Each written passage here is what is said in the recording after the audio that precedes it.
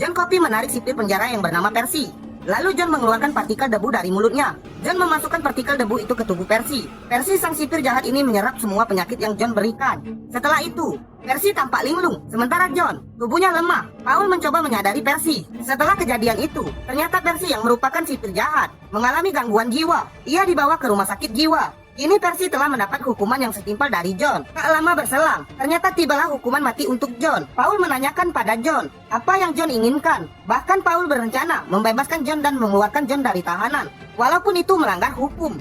Namun Paul siap menerima segala risiko demi menyelamatkan John, karena Paul merasa bersalah seumur hidupnya jika ia harus mengeksekusi John. Namun John mengatakan bahwa ia akan menghadapi semua takdir untuknya. Dan John juga mengatakan bahwa ia sudah lelah untuk hidup. Lalu anak buah Paul menanyakan apa yang John inginkan. John mengatakan bahwa ia tak pernah menonton film. Mendengar itu, John dan anak buahnya mengajak John menonton film di tahanan. Dan di film itu, ada lagu yang berjudul Happen. Seketika John menangis saat mendengar lagu itu. Beberapa hari setelahnya, hari itu pun tiba. John dibawa ke ruang eksekusi, dan ternyata keluarga dua gadis kecil yang meninggal juga ada di tempat ini. Mereka mengutuk atas perbuatan John.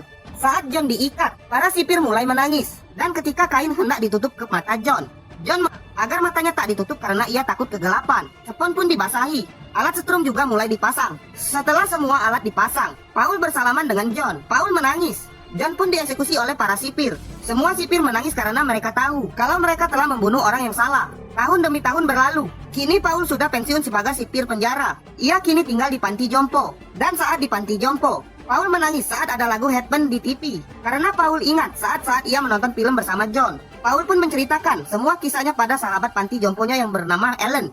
Setelah itu, Paul mengajak Ellen ke atas bukit. Dan di gudang terbengkalai itu, ternyata ada tikus milik Dale.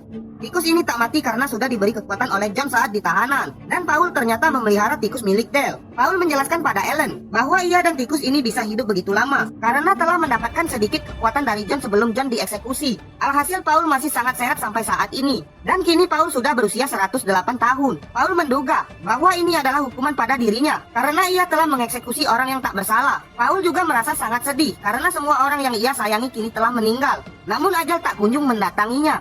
Tak lama kemudian, Ellen sahabat panti jompo Paul juga meninggal. Namun Paul tetap segar di usianya yang makin tua. Paul juga bertanya, berapa lama lagikah ia harus hidup? Film pun usai. Sampai jumpa di film selanjutnya.